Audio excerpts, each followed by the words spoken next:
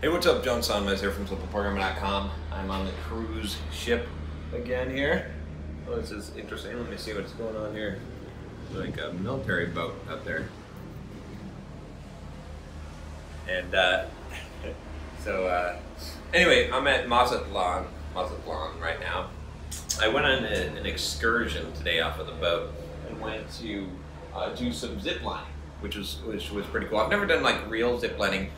Back, I don't know if we did the video, if I have the video, but when I was up in Sweden, or not Sweden, Switzerland, oh man, oh, classic. I can't believe I did that after being to Sweden a couple times in Switzerland. Everyone does it, I guess. You know, I was thinking about this because there were some people that were definitely on the bus. There were quite a few people that were really nervous, that were kind of afraid to do this. And I was thinking about overcoming fear, right? And so this is one of those things that I've done some videos on this. Maybe I have let's see if we have a playlist on overcoming fear, because I talk about this a lot. I do intend to someday put a course out. I know I said that about a lot of things, but I'd love to put a course out about overcoming fear, because if you don't know about me, I've overcome a ton of fears in my life. Everything from getting on airplanes to fear of the dark, honestly, to fear of being abducted by UFOs. I mean, some of this is ridiculous, but it's true. At some point I've had these fears. To roller coasters, speaking in front of people, filming in front of people, social anxiety, talking to girls, like all these things that I had fears of that I'll just do, right? So going on water slides, I could probably name, hundreds of fears and overcoming them, getting in a fight. So anyway, for me, doing the zip line today was not like even just signing up for it. It was not something I was afraid of. There wasn't really a fear, but I was thinking about how to overcome fears again, and just kind of an idea behind this and the strategy. I approach this from a few different angles. If you've heard me talk about fear and the coaching that I do on like overcoming fear of flying, you know that I take this approach of feeling the fear through your body, not trying to resist the fear, and making a conscious choice to face the fear, to go into it yourself rather than being forced into it, and then facing the fear as completely as possible, looking out the window, on the airplane, all those kind of things. But today I want to talk about another thing that you can do, which is to basically what I call the strap yourself in. So I think about this every time that I'm on a roller coaster, because I used to be deathly afraid of roller coasters and used to say that I would never ever in my life ride some of the crazy roller coasters that I ride now, and I enjoy them. So what I think about when I'm on that roller coaster is when that harness comes down and it locks into place, and then the thing starts to move and you start to go click, click, click, click, and you're making that climb, right? When I'm going click, click, click, and I've got that harness locked down, I basically say to myself, well, this is it, John.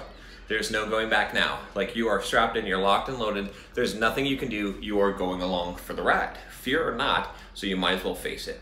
And it's a good way to approach life, honestly, right? It's a good way to approach your fears. It's just to like commit yourself to something so that you have to go, so you have to accomplish it, so you have to do it, right? So I'll give you a couple examples here, right? So for example, this zip lining one, if you buy the tickets and they're expensive and you get on the bus, bam, you're going. That's number one. That's gonna put you forward and force you to at least some point, right? You get on the bus. That's number two, okay? Number three is basically when you're there, you put on the gear. Okay, now you're ratcheted that much more close, right? Then once you get locked in, you just say, I'm just gonna lock myself into the line, all right? And I could bail at any time. Okay, once you're locked in, you ratchet up more. So you're kind of forcing yourself along the way. And when you force yourself, then you're going to pretty much commit and do it. Like that's going to make it so much more likely, right? It's the same thing as like being on the roller coaster, and when that thing is locked in, right, then you've got nowhere to go. You've got no choice, right? You're going to have to go. You're going to have to do it. I need some coffee. Oh. So same thing for you guys, right? We're talking to girls, right? I know that a lot of you guys are afraid to go talk to girls, and I know it. I used to be like that, right? But all you gotta do is, you've heard of the 3-second rule, but honestly, like, you see the girl that you want to talk to, you start walking, you start making a beeline, so she sees you walking towards her, you make eye contact and you walk. Now you're committed. Now what are you gonna do? Now you're gonna look like more of an idiot if you turn, or if you turn around and give up, right? Now you gotta go forward, right? It takes a split second. So the reason why this is effective, and what I'm really saying here, is that you make a split-second decision, right, that locks you in, so you only have to be brave for a moment. You see what I'm saying? It's hard to be brave for a long period of time, okay? Because if you're sitting on a bus wondering if you're going to do something or not, and you have an option, or if you're standing at the top of the high dive going, I don't know if I should dive. Man, it looks really high, and you're looking over, you're gonna chicken out, right? But if you lock yourself in, if you're like, dude, as soon as I get up to the top of the high dive, I want you to stand up there and push me fucking off, right? If you do that, it only takes 1 second of bravery for you to get to the top, and bam, you're getting pushed off. Or 1 second for you to tell your buddy to do that. You see what I'm saying?